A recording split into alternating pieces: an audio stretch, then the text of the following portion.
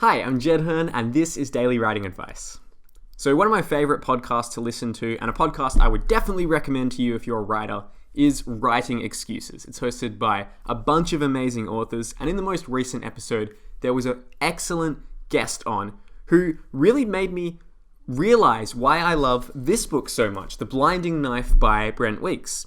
So this guest, Rob Kimbro, described how Aristotle portrayed, is that the right word here? Presented 6 key ideas of a story. And these 6 key ideas are the things that readers are looking for in order of importance. So number 1 is plot. So what's happening in the story, the actual events. According to Aristotle, that's the most important thing that readers care about. Number 2 is character. So the people in it.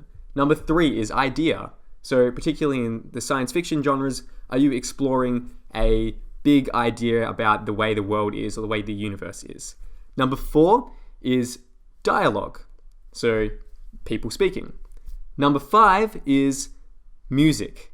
Obviously, this is less relevant in novels, but in Aristotelian times, that was a thing because plays were the main form of drama back then. And then number 6, bringing up the rear, is spectacle. So I find this list really useful because what Rob was talking about is that you can actually reverse this list if you want. So there are some books where the spectacle and the music, if you want to call it the music, I would say that's kind of the prose, the like nice sounding narration in the book, and the idea. There are some books where those are more important. And a great example I would cite here is the Kingkiller Chronicles by Patrick Rothfuss. So The Name of the Wind is a great example of a book where arguably you can say that the spectacle and the music of the language is more important than the actual plot. You know, the most tense scene in that book is about the main character playing a flute to get into this exclusive music club. That scene is more tense than him fighting a dragon later on, so it just shows how you can flip it around. It's just useful to know that you're flipping it around so that you can convey that to readers. Now, at the opposite end of the spectrum, The Blinding Knight by Brent Weeks, which I'm holding here, is a great example of fulfilling these 6 key reader desires in the order of their importance. So The Blinding Knife by Brent Weeks is the second book in the Lightbringer series, and it is a great novel set in this amazing fantasy world with an interesting magic system where people kind of see colors in the world and they draw the colors into themselves and then use it to create objects, whether that's like a boat or projectiles or slides or anything else like that.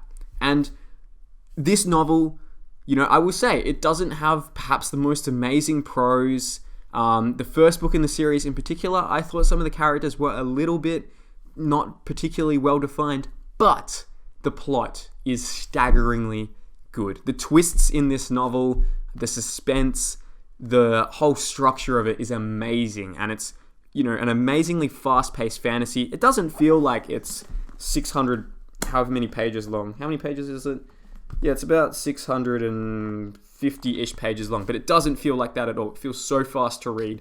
It is just a real nail-biting, almost like thriller-esque pacing in a fantasy genre, which is quite interesting. It has very short chapters.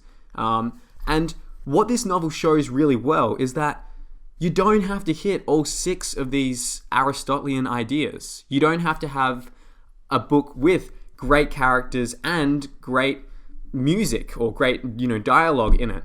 If you can just hit a couple of them and make it clear that that's what you're trying to aim for, readers are still going to like that, because I think a lot of readers, myself included, don't really care as much about the language of something or the, you know, did the author use this really like fancy literary tone or whatever. I personally don't care about that too much. I just want to have a great story with a great plot with some great characters, and that's what's in The Blinding Knife. On the other hand, it is nice to have things that reverse that order and consciously try to foreground the musical and the spectacle sides of things before the other stuff, like Patrick Rothfuss. So, that is our episode. Thank you so much for listening. I hope you enjoyed this, and if you did enjoy it, please go ahead and subscribe. New episodes come out every weekday. I will see you next time.